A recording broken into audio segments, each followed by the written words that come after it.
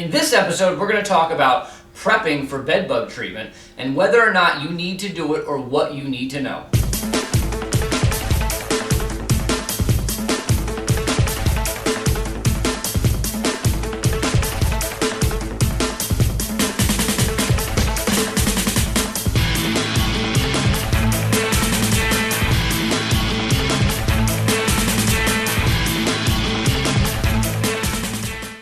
Welcome everybody to Bedbug TV. I'm your host, Jeff White, and in today's episode we're going to talk about prepping for bedbug treatment. Now, anybody who's been involved in the industry for years knows that this is a very volatile topic when it comes to bedbugs. And so what I mean by this is that when somebody is given notice that they have bedbugs and that somebody's going to come in and treat it, there's often a long list of things that the tenant or person who owns the house has to do in order to prepare for bedbug treatment. And this has been a very, very hot, debate topic over the last couple of years because the mindset in the industry is changing, where when bedbugs first started to make a comeback, most pest control companies were having people empty everything out of their dressers and closets and doing all this, major amount of work to prepare for a bedbug treatment. And the industry now has started to take, or at least there's some people out there that are starting to take a different approach to this and saying, hold on a second. I'm not saying that isn't necessary sometimes, but in most infestations it may not be, or in fact research has now shown that it isn't. And so what I want to do is just talk quickly about that and what you need to know. And so, here I am in a hotel room. Let's just pretend that this is an apartment. And to me, there are two different categories of prep. And so we have the bed, which is over here to my left, your right. And then we have a dresser, which is over here. And so let's talk quickly about the bed. And so some common preps that are often, talked about when it comes to beds is that some companies have tenants strip the bed themselves, stand the bed up, whatever the case may be. And the reason why companies ask this is, one, they're like, well, I don't want to touch the bedding, this, that, and the other, and it saves me time if they take the bedding off and stand the bed up. What a lot of experts are now saying is that, you may want to consider not having the tenants do that, and here's why. If I have a tenant that's in here and they strip this bedding, where's that bedding going? I have no idea.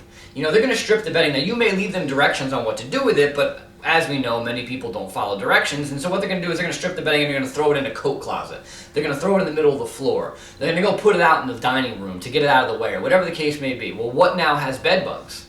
The dining room, the coat closet, whatever the case may be, wherever those sheets went. And so, by not having them do that, we control where that bedding goes. And honestly, how long does it take you to inspect, comforters and sheets? 10 seconds? You're really not saving a lot of time. In regards to standing the bed up, again, people are saying, well, I'm going to have the tenants do that to save time. How much time are you really saving? How long does it take you to stand a bed up? 10 seconds? And what's going to happen? Let's say the person stands the bed up as you ask them to, and they stand it up at 7 a.m. before they go to work. What happens if you don't get there till 3 p.m.? Where are those bugs now? They're now exposed to light and they've scattered. And now you've made the situation more difficult on yourself. And so again, you're not saving a lot of time by asking those things. And so in my opinion, I would not be asking those things. I would do them myself. Now, if there's stuff stored under the bed, a common prep recommendation is to take the stuff out from underneath the bed and don't store it under the bed until, the bedbug treatment is complete. Totally get that. Not saying that's a bad recommendation. What I am saying, though, is that I would rather them leave the stuff there. I'll come in on the first service, I'll pull it out from underneath the bed, I'll take a quick 15-second inspection of it just to make sure none of it's teeming with bed bugs, and then I will ask them to store it in another area until the bedbug treatment is complete. Now, again, the reason behind that is we now control the situation. We now can take a look at this stuff. If I have them do that before I come in, they do it. They actually follow the directions. They take all the stuff out and they store it in a hall closet. I have no idea that it's there. I walk in and there's a bunch of stuff in the hall closet. I don't see any reason to deal with this stuff, so I just leave it there. I have no idea that all that stuff came from underneath the bed, which makes it a much higher risk. So we take the approach of control the infestation. Treat it like a crime scene. Don't have them do all those things. Do it yourself real quick, and now you know what's going on. And so let's switch over to the dressers and closets. So another recommendation, this is probably the most common of all of them, is that a pest control company will have a tenant take all the items out of their dressers and closets, launder it, and then go ahead and put it in plastic bags until the bedbug treatment is complete. I totally understand where people are going with this. And what I will tell you about this recommendation is if you're treating single family homes and people own those homes and they will do anything to get rid of the bugs tomorrow, you may want to continue doing this. I don't think it's necessary, but they'll do anything in their power to get rid of it tomorrow. In most apartment situations, there's a lot of people that aren't following our prep list, aren't following our direction sheets. And so let's talk about the reality behind this. You know, most of the time when you find bed bugs in the dresser, in the clothes, in mass numbers, it's in your higher level infestations where you have lots of bed bugs present. That makes up about 10% of your work, and we've done statistics on this day in, day out. We're fairly confident in your average apartment complex, in your average situation, 10% are high level. Of those 10%, about 5% of them are really, really bad, where the bugs can be in the dressers. The other 95% of your infestations, the bugs are typically going to be in the beds, the nightstands, the couches, and there really isn't going to be more than 1 or 2 bugs in the clothes in a dresser drawer. And so, in 95% of the infestations, take a second and think about it. You had them empty all of their personal life out of those dressers and closets. And I question, did it have any effect on your effectiveness? You know, if the bugs weren't there yet, have you ever sat down on your own beds and looked at your dressers and your closets and thought to yourself what it would take to launder everything that you own? It is a nightmare of work. And in 95% of the infestations, I question if the bugs were even there. And so you had people do this, and was it even necessary?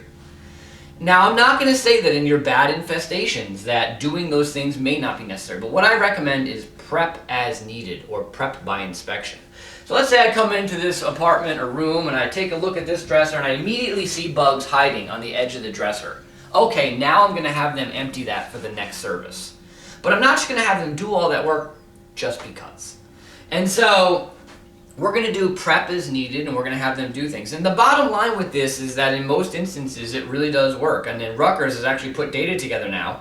In 114 apartments, they treated for bed bugs, and in 95% of them, the bed bug infestation was solved with no participation from the person that owns or was staying in the apartment. 95% of 114 apartments, no participation was necessary. And so the bottom line is this approach really can work. Again, not saying you don't ever have to prep. If I find bugs in this, they're going to empty that, and so on and so forth. But the bottom line is that in most instances, it's not typically necessary. And again, another thing I wanted to mention was that under-the-leg interception devices can be a very important part to this program. Because in my opinion, I am not, let's say there's 1 or 2 bugs in this dresser.